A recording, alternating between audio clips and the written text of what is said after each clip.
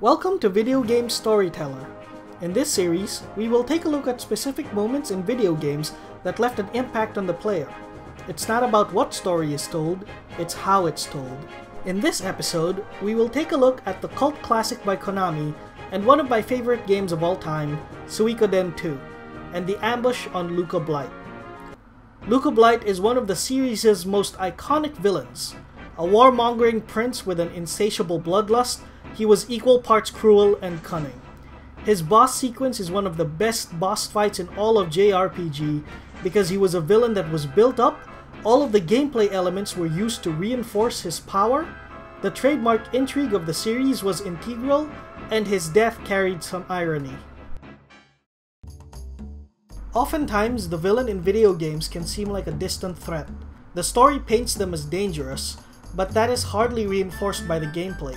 The only time their presence is felt by our main characters is if they are working through intermediaries or lieutenants. That is not the case with Luca Blight. Luca Blight is a cruel monster, sadistic and relentless. He is one of the great villains in video games. He revels in the violence he causes and does not shirk from his own dirty work. He may seem cartoonishly evil at times, but that is what makes him dangerous as well. There is no reasoning with him. To him, you are nothing but maggots. While other villains envision a paradise to be achieved at all cost, or ending suffering by ending existence, Blight just wants to see everyone die and burn. War isn't his means, it's his goal. Blight's atrocities are something you are intimately familiar with. In addition to killing his own soldiers to serve as an excuse to go to war, he razed Pilika's village, traumatizing the poor girl into losing her voice and have sacrificed humans to the beast room.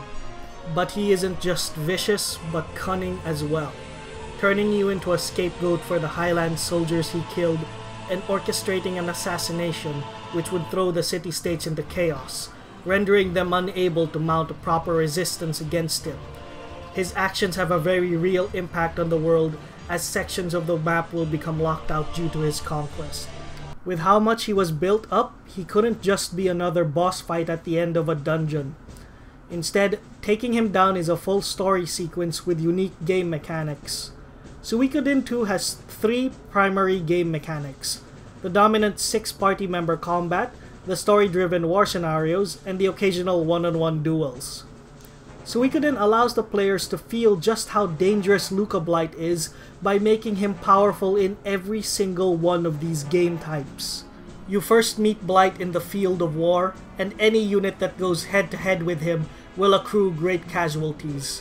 When it looks like your tactics and unity will overcome his relentless violence, his unnatural power and bloodlust overcomes all your efforts and you are forced to retreat.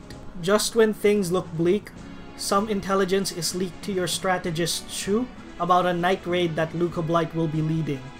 Realizing that this is your last chance, Shu deploys everyone to ambush Luca Blight and end him once and for all. In the night ambush, you need 3 full teams to fight him. That is a total of 18 characters that you need to bring just to take this one man down. And even then, it might not be enough.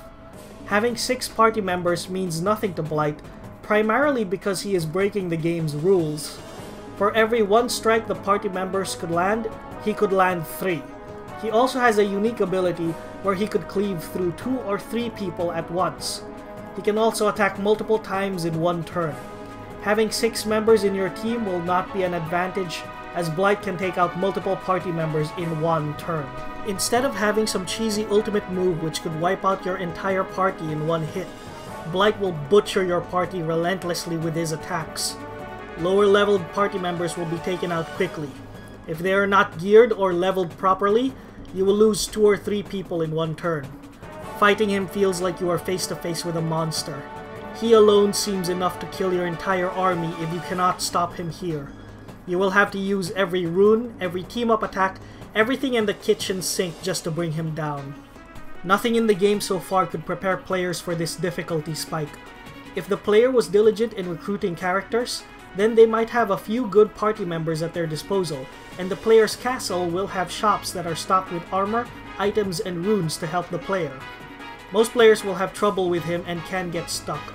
it can seem like an unwinnable fight at times.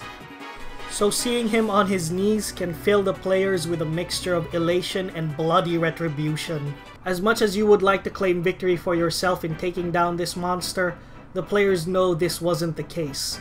The new state army was able to ambush Blight because information about his night raid was leaked. But who leaked it? Blight's final moments reveal that you aren't the only one seeking revenge on him. The Highland soldiers throw themselves on you to buy Blight time to escape. Just as it looks like he will, Blight's eyes are drawn to a light on a tree. He investigates it and finds that it is a wooden amulet, the very one that Pilika bought with her precious savings with the intent of giving it to her father, who was murdered by Blight. Blight opens the amulet to reveal the source of the light was fireflies. Startled by the light, Apple orders archers to fire on it, pinning down the warmonger. There is an irony to this, a powerful, crazed, and deadly warrior, taken down by a trinket from a little girl. He is finally cornered and the last of his soldiers are killed, but he still has one last gamble to pull. He pulls the player into a duel. Despite having almost no health left, it is still possible for the player to lose this duel as Blight does so much damage. This is an absolutely nerve-wracking moment for the players as one wrong decision could kill them.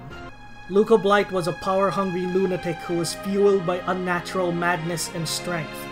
The game made it clear that there was no beating him in a fair fight.